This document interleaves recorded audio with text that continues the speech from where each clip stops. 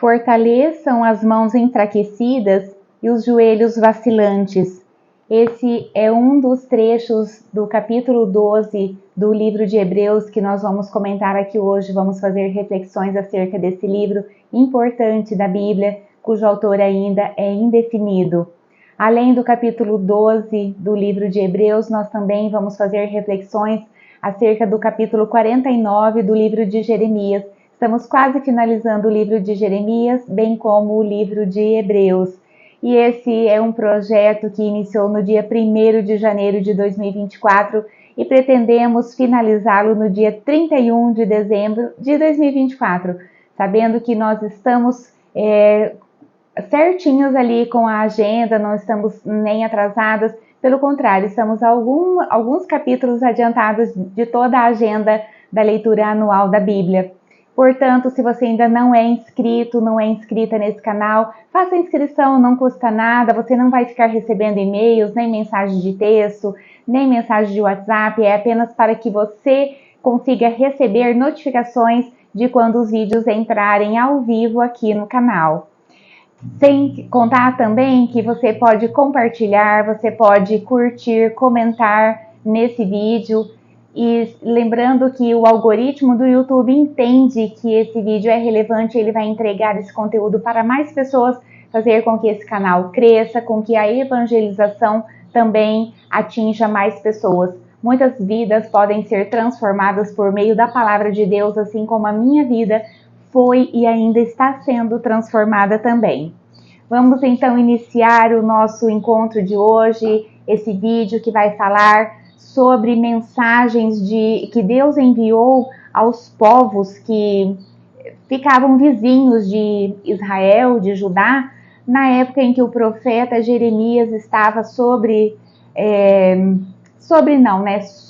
o comando de Deus, sob os oráculos, sob a palavra que vinha até ele por meio de Deus, para alertar aquelas nações acerca do seu verdadeiro arrependimento e também fazer com que eles entendessem que um juízo que estava vindo sobre eles, o profeta, Deus, por meio do profeta, explicava o porquê que isso tudo estava acontecendo. Lembrando que esse povo que vivia ao redor ali de Israel, de Judá, de Jerusalém, eles eram povos pagãos que adoravam outros deuses e não, o nosso Deus, o único e verdadeiro, o nosso Deus eterno, Yahvé, o Senhor dos Exércitos.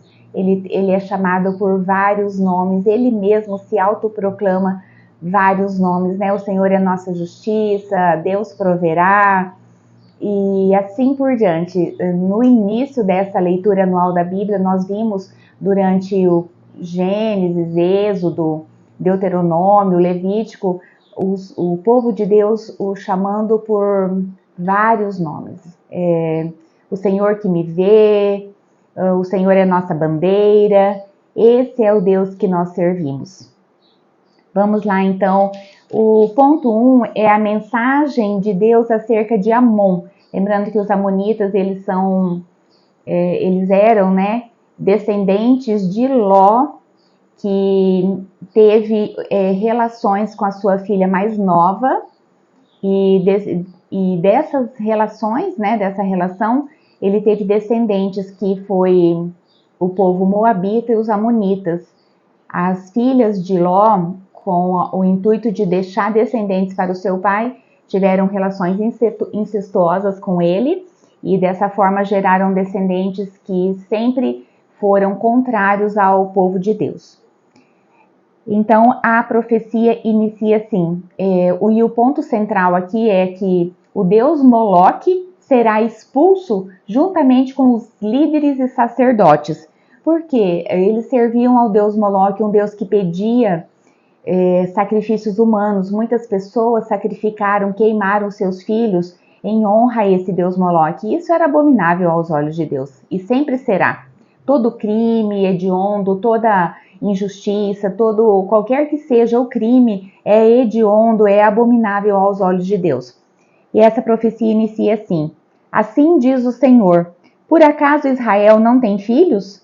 Será que não tem herdeiros? Por que será então que Moloque se apossou de Gade? Deus aqui está também falando acerca dos israelitas, o porquê que eles não tinham tomado uma posição acerca desses povos que adoravam o Deus Moloque ter invadido uma parte da terra prometida, da terra de Israel. E ele vem dizer, o que vocês estavam fazendo, que vocês deixaram com que esse povo, esse Deus estranho, esse Deus pagão, tomasse conta aqui de parte de uma das tribos, né, de Israel.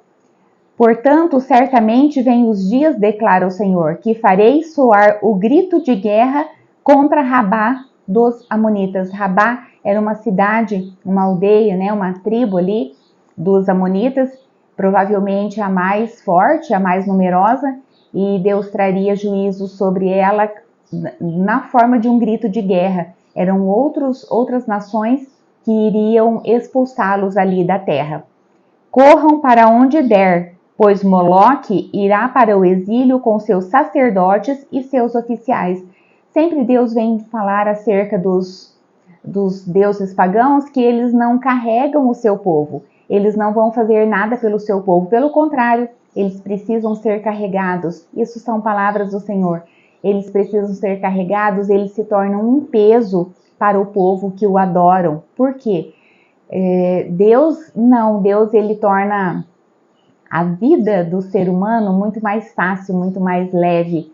E os nossos ídolos, até hoje nós temos ídolos, não é mais Moloque, mas nós temos outros ídolos, a sociedade em geral tem eleito ídolos, seja lá o dinheiro, seja mídias sociais, seja o trabalho, seja amigos, os próprios familiares se tornam nossos ídolos e eles se tornam um peso para nós. Na medida em que nós deixamos de adorar o nosso único e verdadeiro Deus e passamos a ter esses outros elementos no lugar de Deus, eles vão se tornar objeto também de juízo diante do nosso Deus. Assim como os deuses pagãos foram objetos de juízo das outras nações, os ídolos atuais, contemporâneos, modernos também se tornarão pesos para nós.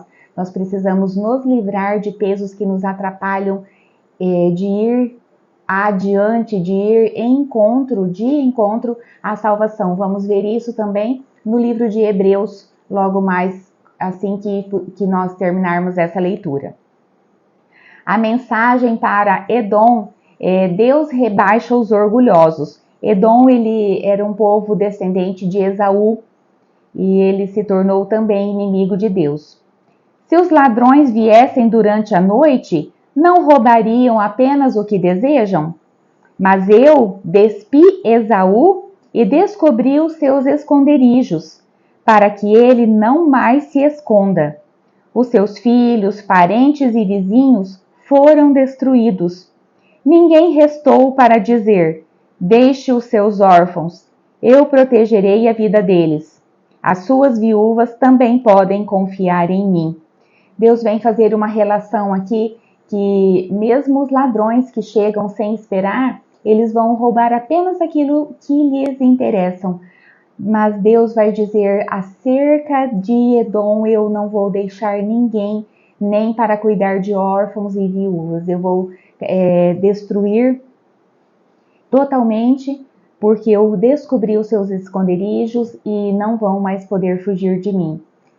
O contrário de Amon, que eu esqueci de comentar, Amon ainda tem uma profecia de que seria reconstruído, porém Edom não. Edom, Deus destruiria todos os seus povos, todas as pessoas ali que moravam, que adoravam deuses estranhos também, e não mais se reconstruiriam. Diz assim, o pavor que você inspira, o orgulho de seu coração o enganaram.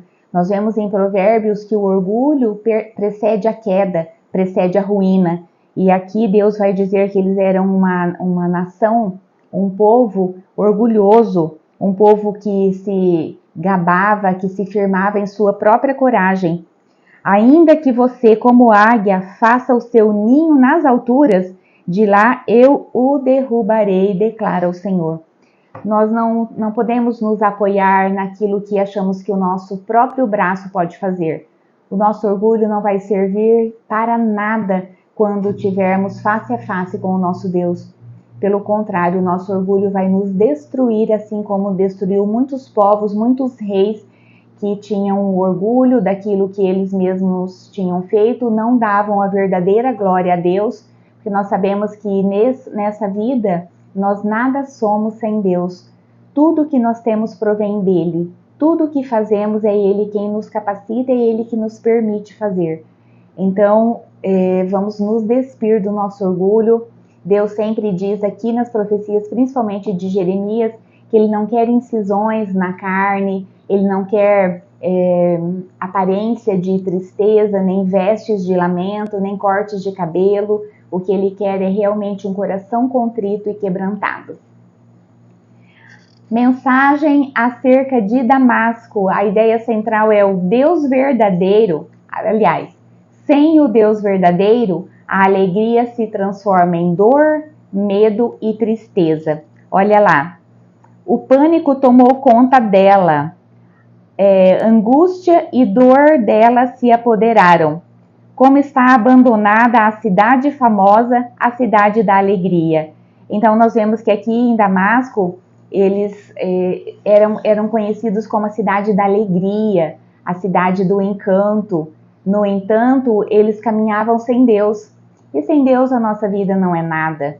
Sem Deus, nem as riquezas que nós temos vai nos permitir ter uma vida feliz, uma vida alegre, uma vida próspera. Pelo contrário, o dinheiro ainda sem Deus pode se transformar numa perdição, na verdadeira ruína, porque eu posso utilizar o meu dinheiro apenas para os meus deleites pessoais, os meus prazeres imediatos e esquecer ainda mais de Deus. E é isso que estava acontecendo aqui com esse povo. E olha só como essa profecia é dura. O pânico tomou conta dessa cidade de Damasco. Angústia e dor dela se apoderaram. Como está abandonada a cidade famosa, a cidade da alegria. Também aqui, Damasco era o lugar maior que abrigava Amate e Arpade, que seriam essas cidades também que veriam essa destruição. Também sobre Quedar e Azor há uma profecia, que são cidades ali, provavelmente também descendentes de Ismael que foi o filho de Abraão sem a Sara, com Agar, com a sua serva. Não era o filho da promessa de Abraão era Isaac com Sara, mas como começou a demorar demais essa profecia para se acontecer na vida de Abraão e de Sara, eles pegaram um atalho e fizeram um filho com a serva Agar, a serva egípcia, e nasceu Ismael. E não era esse o filho da promessa. E também os ismaelitas, eles se tornaram inimigos de Deus. E Quedar provavelmente é um descendente de Ismael, e Azor é uma cidade ali de Canaã. Então,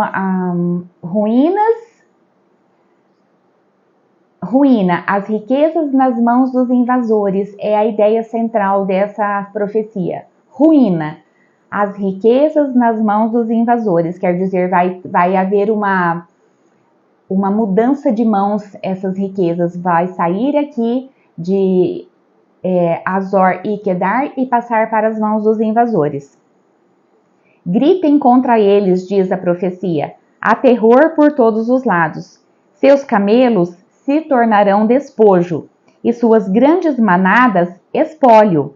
Espalharei ao vento aqueles que rapam a cabeça, e de todos os lados trarei a sua ruína, declara o Senhor. Olha só, ele vai espalhar ao vento aqueles que rapam a cabeça. Por quê?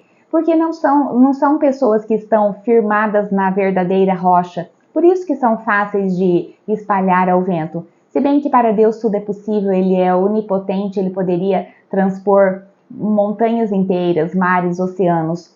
Mas aqui vai dizer, olha, vocês não estão firmados em lugar nenhum, por isso eu vou espalhar-os ao vento. Vocês não estão firmados na verdadeira rocha, vocês não me seguem, vocês não me honram, então dessa forma eu vou permitir que vocês sejam atacados, que as riquezas de vocês, os camelos, ele vem dizer aqui, as grandes manadas serão espólio e despojo. Isso é o que acontece com a nação que não honra ao Senhor. E por fim, mensagem acerca de Elão. Deus dá esperança depois do juízo. Porei meu trono em Elão e destruirei seu rei e seus líderes, declara o Senhor. Contudo, restaurarei a sorte de Elão em dias vindouros, declara o Senhor. Deus promete tomar o lugar dos deuses pagãos. É isso que Deus quer. Ele quer ocupar o lugar, o maior lugar, ou todo o nosso coração. Toda a nossa vida, toda a nossa emoção, todo o nosso espírito, a nossa alma precisa pertencer ao Senhor. Ele quer firmar um trono sobre a nossa vida, quer firmar um trono sobre todas as áreas da nossa vida, sobre a nossa cidade, os nossos grupos familiares. Deus tem esse sonho de reinar sobre todas as nações. E ele vai dizer, e eu restaurarei a sorte de Elão em dias vindouros. Deus sempre vai dar segunda chance, terceira chance, milésima chance.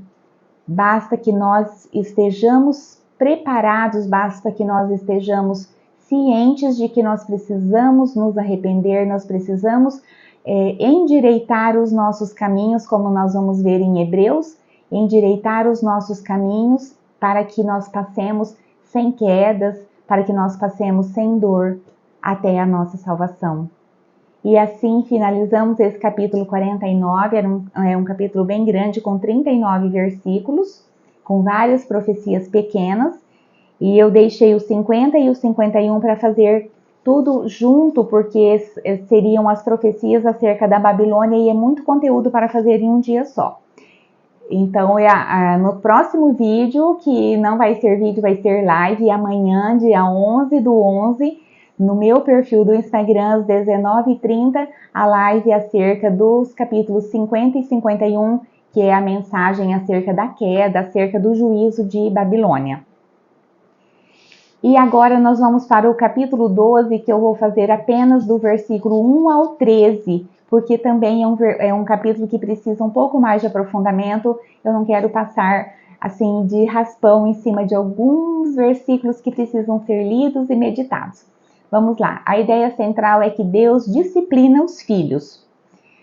Ponto 1, a recompensa e o modelo está em Jesus. Tanto a nossa recompensa como o nosso modelo, o nosso alvo, aquela pessoa que vai nos inspirar, aquele mentor, aquele líder, precisa ser Jesus. Aqui, o autor de Hebreus, ele vem fazer uma analogia da nossa caminhada rumo à salvação eterna, à glorificação, a santificação que acontece todos os dias nas nossas vidas, com uma corrida, uma maratona. Ele diz assim: portanto, também nós, uma vez que estamos rodeados por tão grande nuvem de testemunhas, ele vai fazer essa introdução, porque ontem no vídeo, do dia 9/11, nós vimos acerca dos exemplos dos heróis da fé, que eles foram testemunhas, porém eles não alcançaram sozinhos. Sozinhos quer dizer sem nós, sem a nossa geração,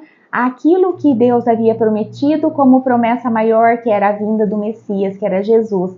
E ele termina assim: Deus havia planejado algo melhor para nós, para que conosco eles fossem aperfeiçoados. Quer dizer, eles tinham fé, porém eles alcançaram um bom testemunho, mas não a promessa eterna que é Jesus, que só aconteceu posterior à vida desses heróis que são citados aqui, que são Moisés, Abraão, Enoque, Jacó, a prostituta Raabe e outros tantos que ele vem falar aqui rapidamente.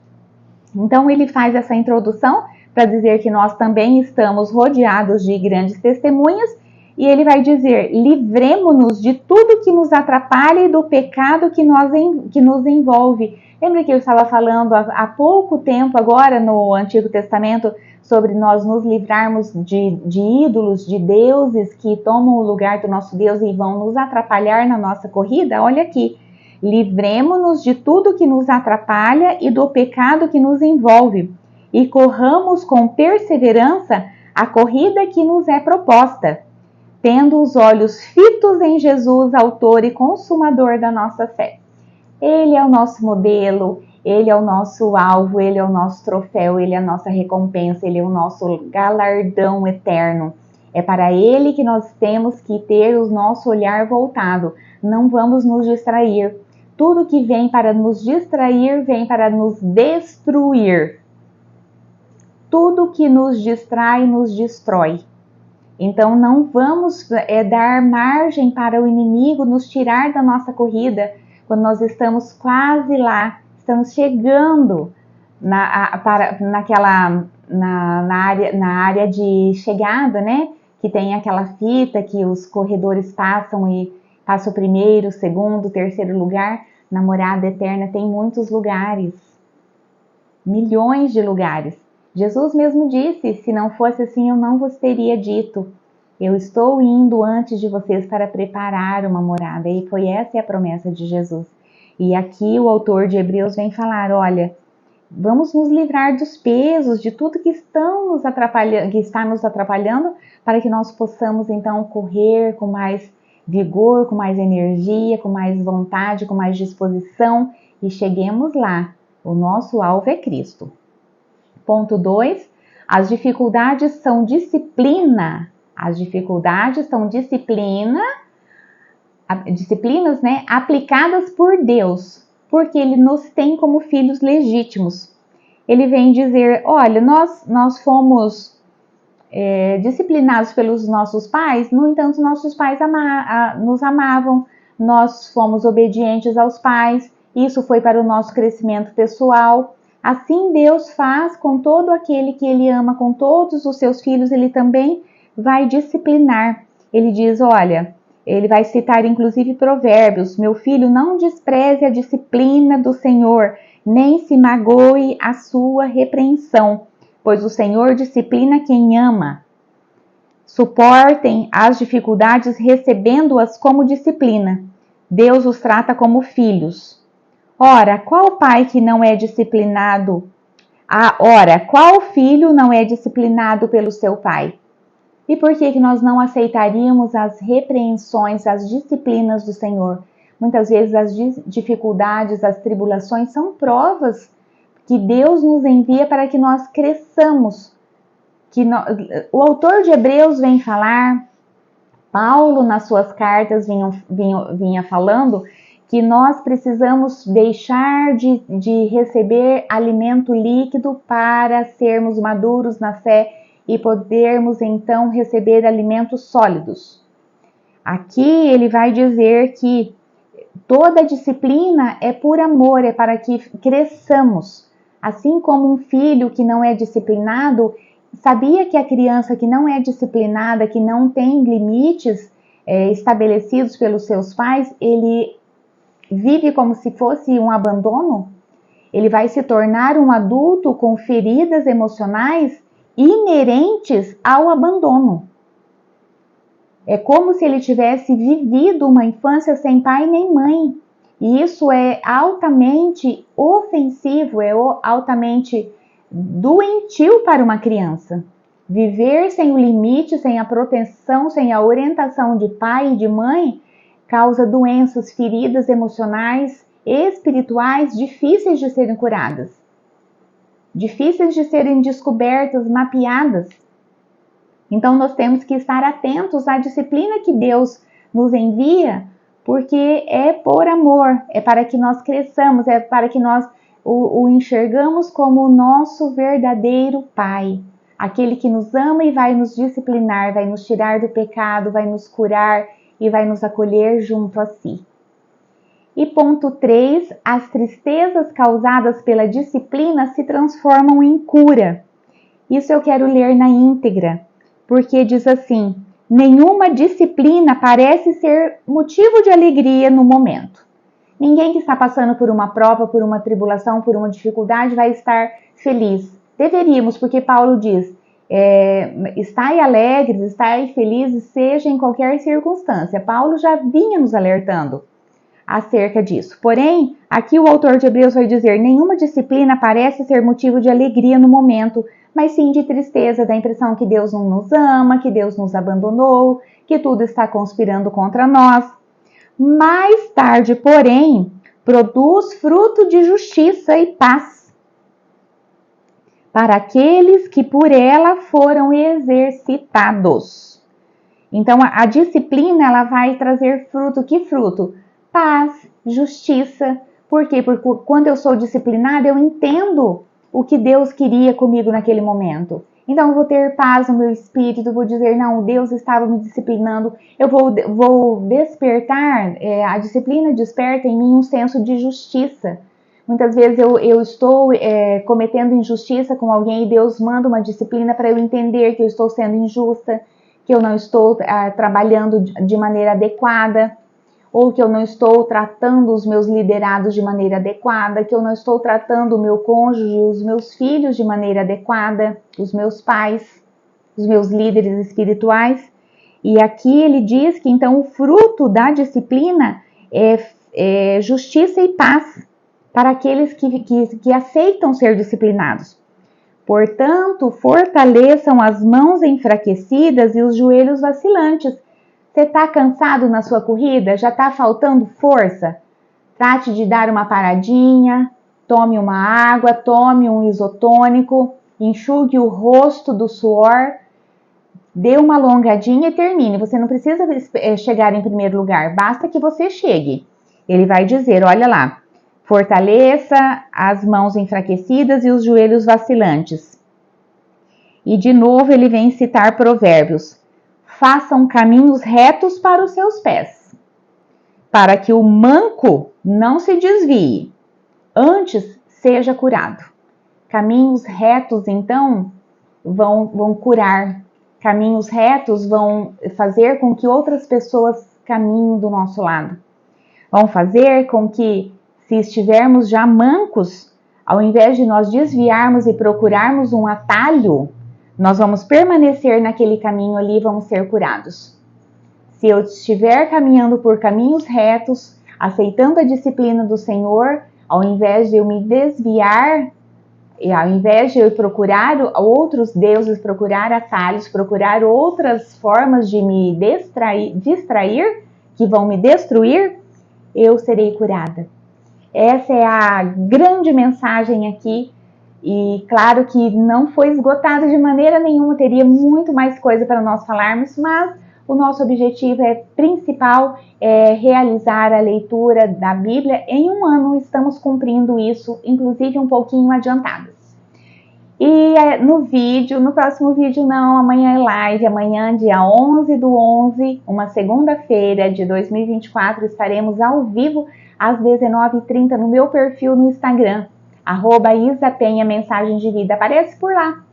Mais conteúdo, a sequência do conteúdo, e assim nós vamos prosseguindo até o final do ano. Aqui no canal no YouTube, só vídeo sábado e domingo. Então no próximo sábado e no próximo domingo tem vídeo de novo, mas eu convido você a participar lá no Instagram, tá bom?